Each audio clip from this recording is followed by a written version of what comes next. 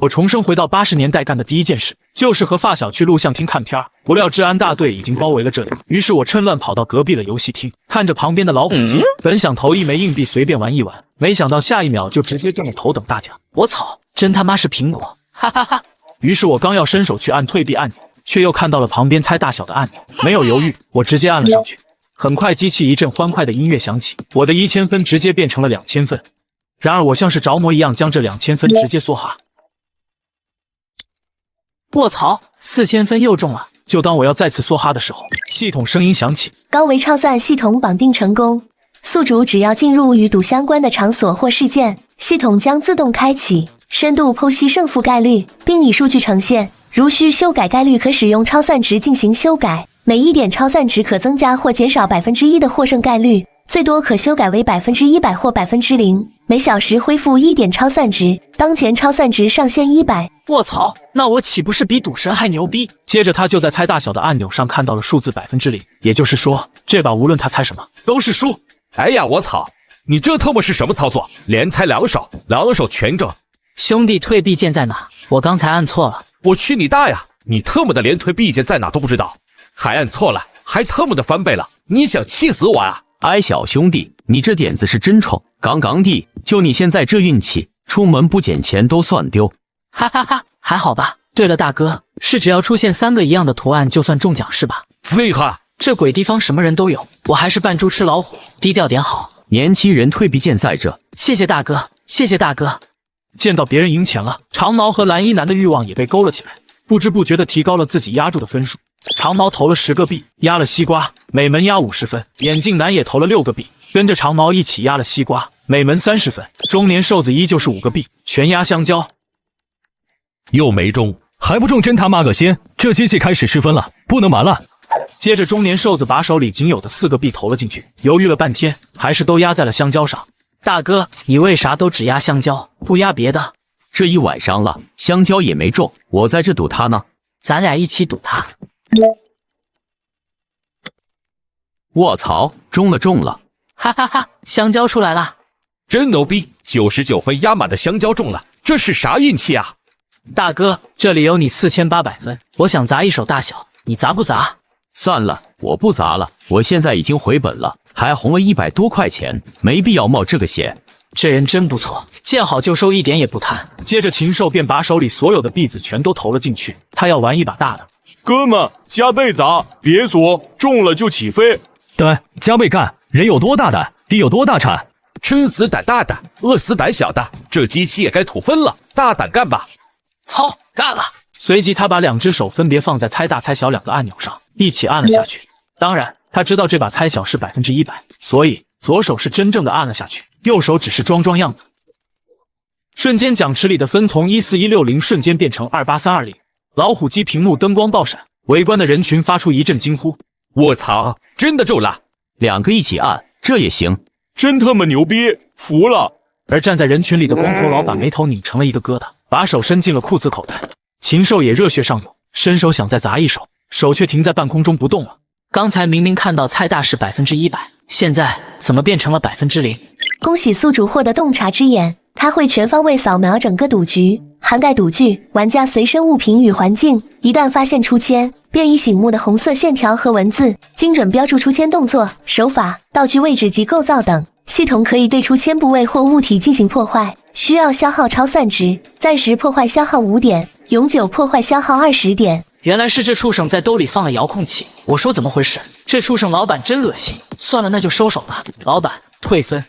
再砸一手啊！你点子这么冲，这时候不能怂啊！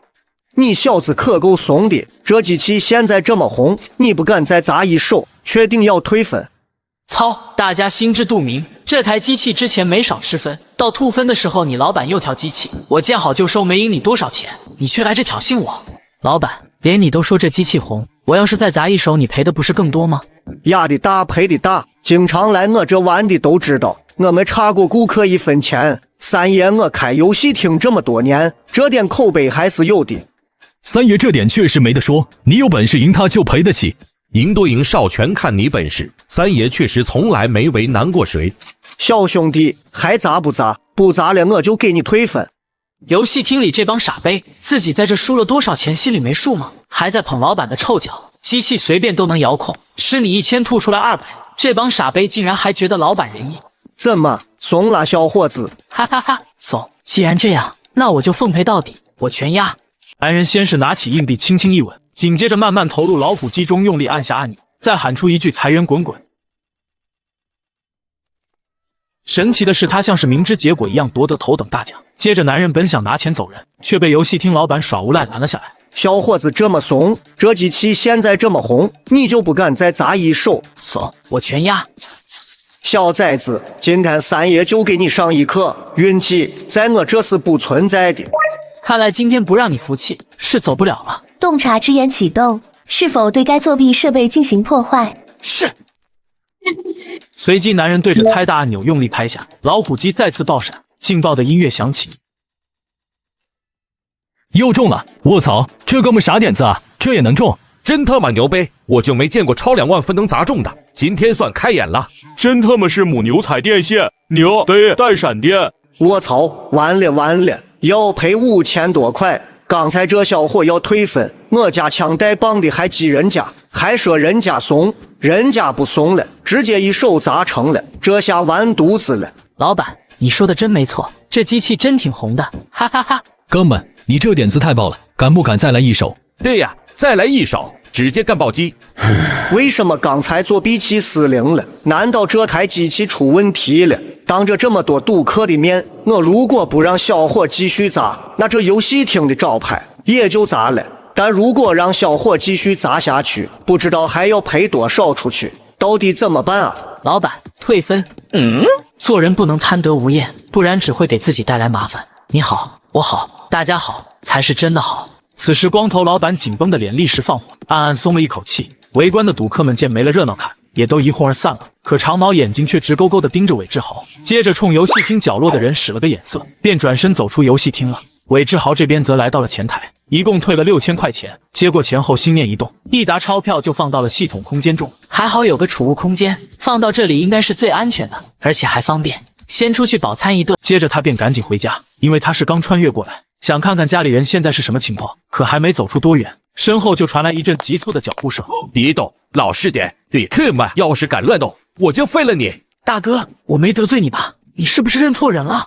对，特么，废话，钱放哪兜了？自己掏出来！卧槽，肯定是刚才在游戏厅里我就被人盯上了，看我一个人出来，便趁机跟了上来动了手。大哥，你听我说，我是刚在游戏厅里赢了点钱，但我没退分，换成币子存在老板那了，打算今天晚上带朋友一起过来玩的。韦志豪随口胡编，身上的钱已经被他放进了系统自带的空间里，他们肯定是翻不出来，希望能骗过他们。你小子还不说实话，看来不扎你一刀，你小子分不清形势。哎，大哥，我说的都是真话，不信你翻我兜啊，我真都存老板那了。大哥里外都翻过了，就一盒烟，一个打火机，还有2块钱。对，特么，那是傻杯嘛，都赢钱了不知道退分，把币子存在老板那也不怕他黑了你的币。大哥，我知道了，下次一定把钱退出来。主要是我准备回家，兜里放着钱，怕让我爸妈发现，就存在老板那了。要是让他们知道我去游戏厅玩赌机，非打死我不可。算我今天倒霉，以后别让我再碰到你。二弟走。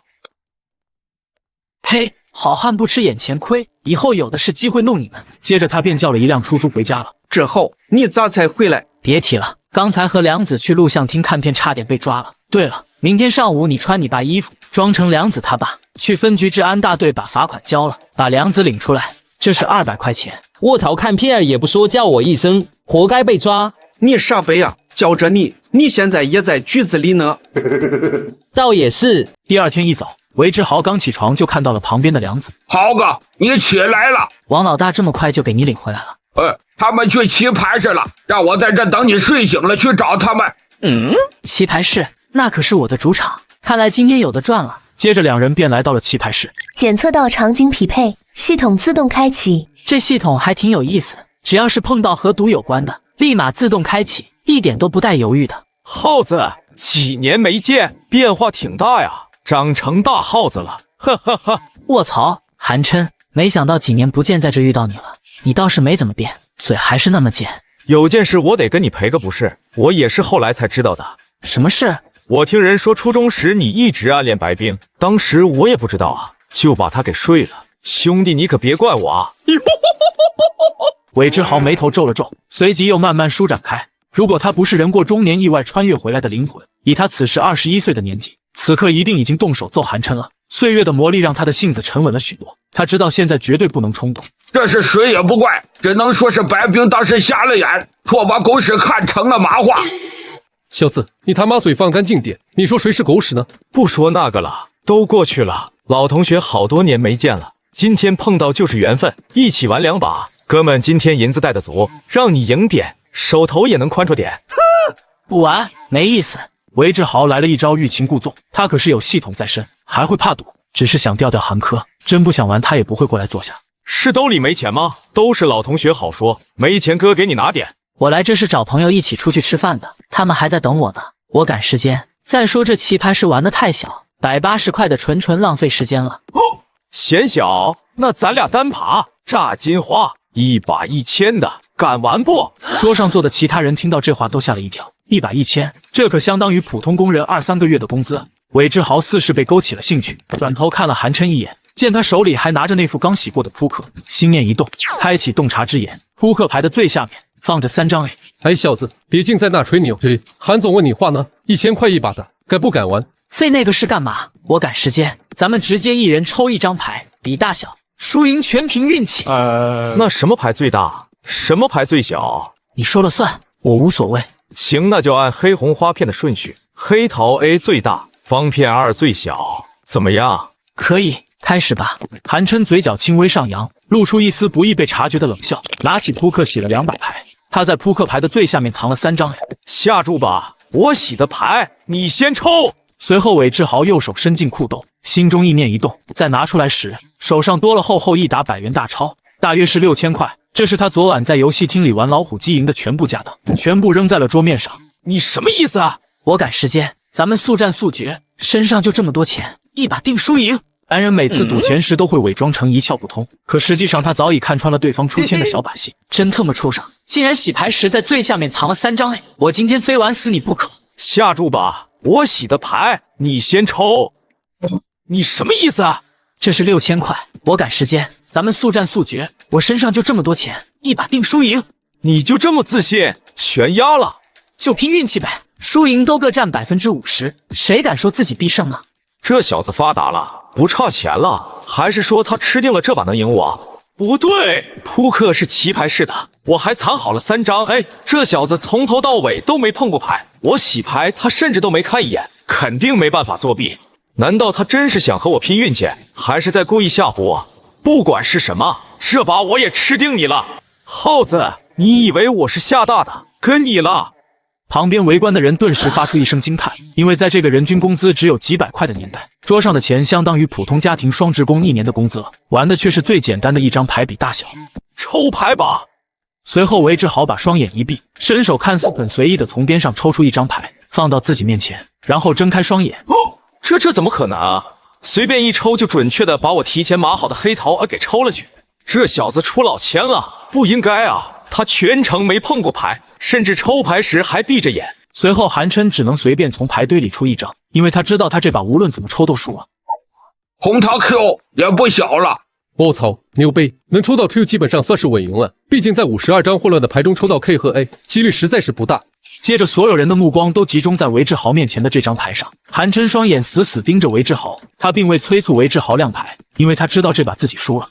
韦志豪则装模作样的皱了皱眉，抓起面前的牌用力往桌面上一摔，围观的人瞬间发出一声惊叹。我操，这是啥运气啊？黑桃 A 最大的牌了，我还以为红桃 Q 稳赢了呢，没想到这小伙直接抽到个 A， 牛呗！这一把可赢爽了，直接1年工资到手，年轻人胆子就是大。哈哈哈，看来我的运气不错，闭着眼也能摸到。哎，老同学，不好意思了，咱们改天再玩。难道这小子运气真就这么好？我还就不信这个邪了。耗子，敢不敢再来一把？再来一把？不是说好1把定输赢吗？再来一把，我就不信你运气这么好。韦志豪轻轻一笑，把刚捋好的1沓100元大钞推向桌子中央，连本带利，一共11200块。再来1把可以，你还有钱压住吗？韦志豪笑眯眯地看着他，声音不大，但在韩琛听起来却与当众骂自己无异。他桌面上还有5600块，包里也确实没钱了，但让他就此作罢，面子上却又过不去。算了吧，你赌本不够，咱们改天再玩。等等，我把这个压上，应该和你桌面上压的钱数差不多。接着，韩琛把摆在自己面前崭新的诺基亚8850手机扔到桌子中间，言语间尽是狠戾与决绝。韦志豪看着已经上头的韩琛，心情大为舒畅。你舍得死，我就舍得埋。随后，韦志豪伸手便把自己面前的黑桃插进桌面的牌堆里，在黑桃没入牌堆的一瞬间，他意念一动，黑桃凭空消失，已经被他放进自己的储物空间里。来吧，上把我先抽的牌，这把你先来。韩琛看着桌上散乱的扑克牌，眉头拧成了一个疙瘩，随后快速从牌堆里抽出一张牌，放到自己面前，并未翻开。韦志豪则扫了一眼韩琛抽出的牌，差点没笑出声来，因为上面明晃晃的显示着一个数值 1.96%。看来他抽到的牌很小，而其他散开的扑克牌背面基本全都显示100%，只有一张牌显示的是0%，哈哈哈！就连老天爷都在帮我。只见韦志豪随便抽出一张显示100%的牌，慢慢翻开，围观的人惊叹声四起。哈哈哈，笑死我了！你不是运气挺好的吗？怎么抽了个红桃2？一会出门小心踩到屎哦！哈哈哈。韦志豪看到面前的红桃2也是愣了一下，但上面确实显示胜率是100%，自己随手一抽竟然是个红桃2，哈哈哈！估计一会开牌后韩琛能气死，这纯纯的杀人诛心呐！耗子啊耗子，看来你的运气也不怎么样嘛，小2都能让你抽到了，那就不好意思了，这把我赢了。说完，韩琛就站起身准备收走桌上的钱，韦志豪一把按住他的手，你还没亮牌呢，现在就收钱有点不合规矩吧？农村小伙第一次进赌场就押上了自己全部身家，可不料竟抽到了最小的牌红桃2，哈哈哈，笑死我了，抽了个最小的红桃2，不好意思，这把我赢了。等等，你还没亮牌呢。耗子啊，别怪老同学说你输钱要认，挨打要立正，这点道理都不懂，你一个小2还存在什么幻想吗？我随便翻出个什么都能赢你。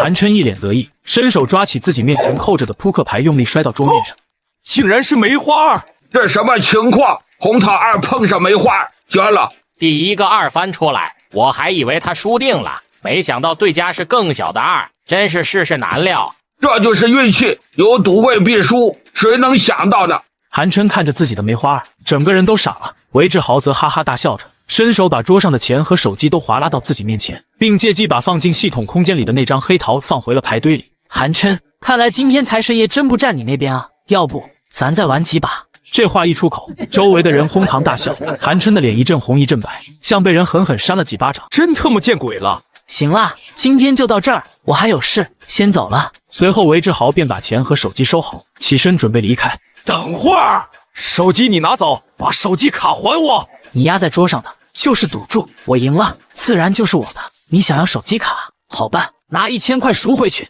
1000块？你特么想钱想疯了？手机卡1000块，少1分都不行，买不买给个痛快话。还没等韩科说话，在他身后的小弟蹭的一下窜了过来，伸手就想抓韦志豪的衣领，想给他个下马威。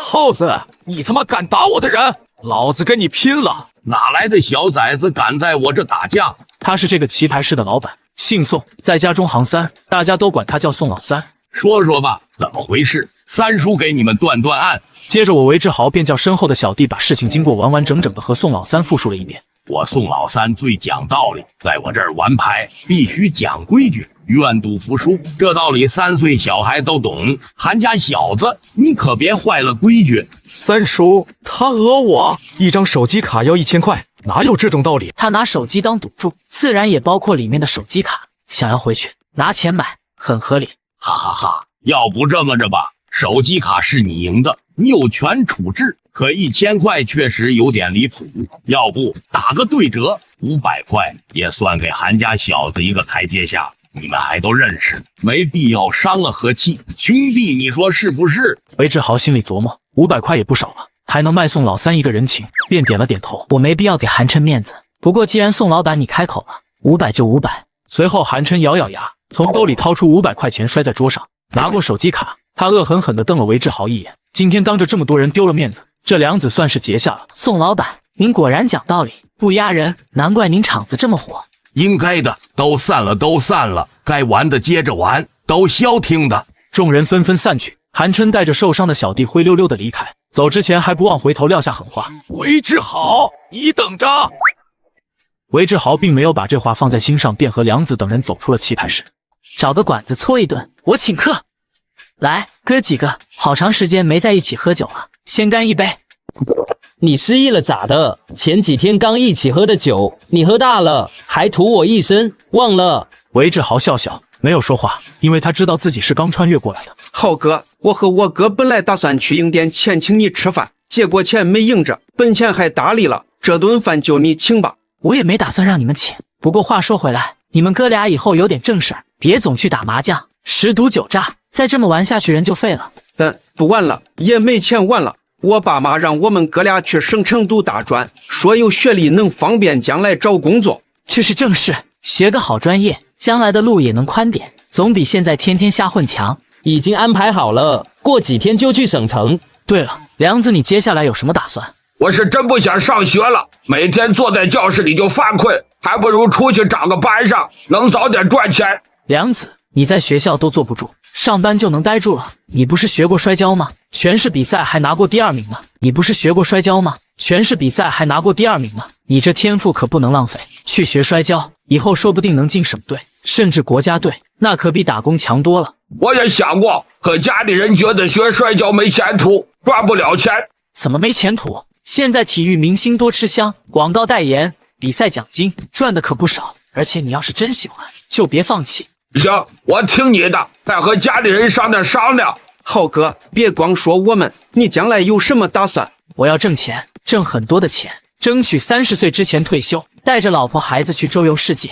几人你一言我一语，聊得热火朝天，不知不觉就到了晚上11点。我先回去了，不然家里人该担心了。别回家了，去我家住一晚，咱接着聊。不了，我都好几天没回家。那行吧。回到家后，韦志豪做的第一件事就是给母亲拿了2000块钱。儿子，你哪来这么多钱？没干啥坏事吧？行了，妈，都是我通过正规渠道挣的。这都快12点了，你早点去睡吧，明天还要上班呢。第2天早上，韦志豪起来的第一件事就是去办手机卡，因为他知道在这个年代通讯工具的重要性。你好，我要办张手机卡。你好，我要办张手机卡。您好，请问您是什么型号？摩托罗拉。入网费1500，工本费30，至少预存200的话费，一共1730。真这么贵？难怪这个时期手机算是个奢侈品，光办个卡就需要近2000块，这还不算手机本身的价格。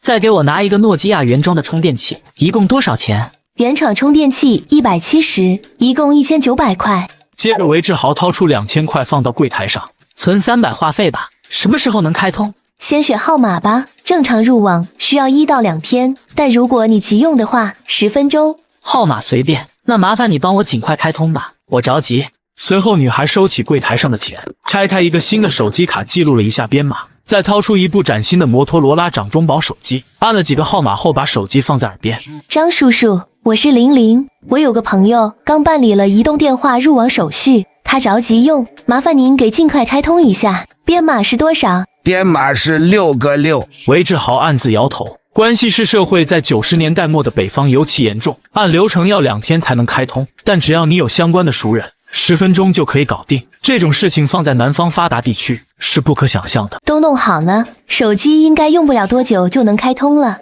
谢谢你。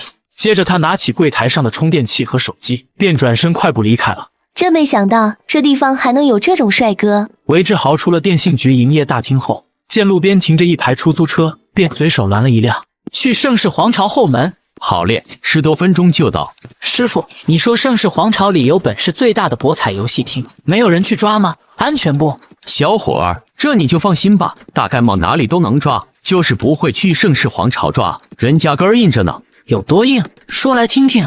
听说大老板是个香港人，与北方俄国有大量的生意往来，因为这座城市有对俄国的口岸。96年的时候，香港老板便在这里投资了3000万，建了这么一个娱乐综合体。当地政府当时还把它定为了招商引资的重点项目，给予了大力支持。那他在当地可带动了不少的经济啊。没错，盛世皇朝建成后，也确实为当地经济起到了带动作用。不光外地来做生意的商人，还是俄国来的访问团，甚至一些其他省市的代表团来到本市，都只住在盛世皇朝。它已经成为了当地的一张名片，周边城市还有一些有钱人也多爱来这边玩，一是有面子，二是安全。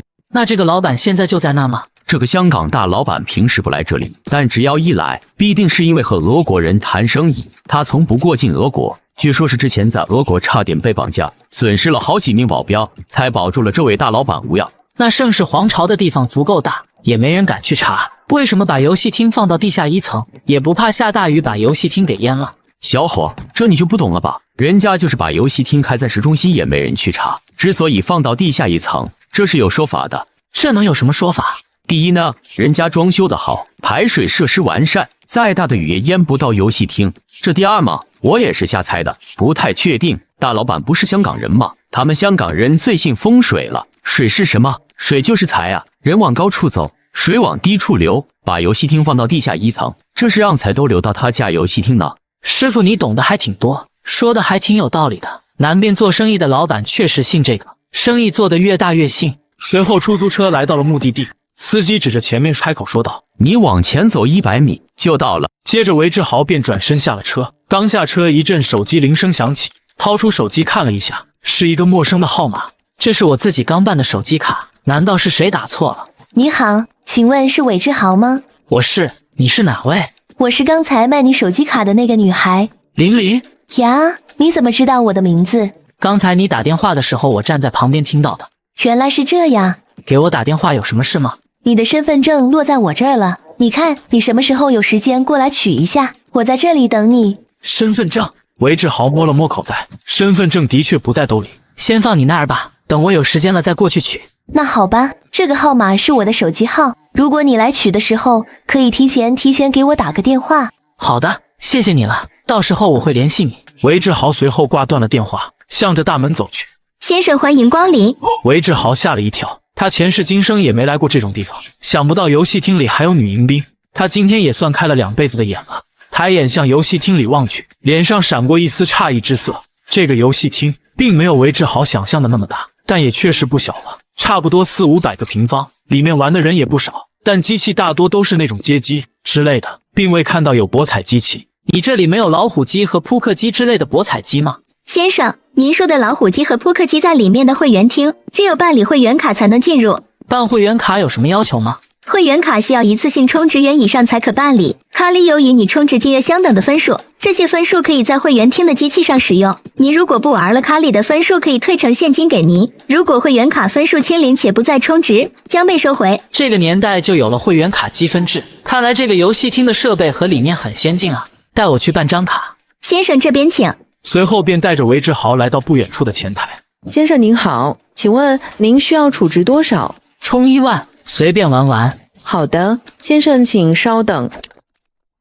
这是您的会员卡，请您妥善保管。本会员卡不记名，不挂失，您当天赢得的分数可以放心存放在塔内，任何时间都可以过来进行兑现。随后韦志豪便来到了会员厅。先生，这里就是我们的会员厅，祝您玩得开心，手气长虹。说罢，服务员转身离去。检测到场景匹配系统激活，系统自动开启。终于到我大展身手的时候了。接着韦志豪迈步向场中走去，一排排的博彩机整整齐齐，有1大半以上的机器，韦志豪见都没见过，更别提玩了，他根本就不懂。但是他虽然不懂机器的玩法，可他能看到系统显示在眼前的概率。换句话说，他不需要懂某台博彩机器的玩法，只需要看到有获胜概率高的机器，他就可以坐过去。很快，一台大型的跑马机引起了韦志豪的注意。在跑马机前，已经有2个人正全神贯注地盯着屏幕，一个是大卫带胖子，满脸油光；另一个是名壮实的中年人，眼神中透着一股狠劲，死死盯着跑马机的屏幕，分毫不动。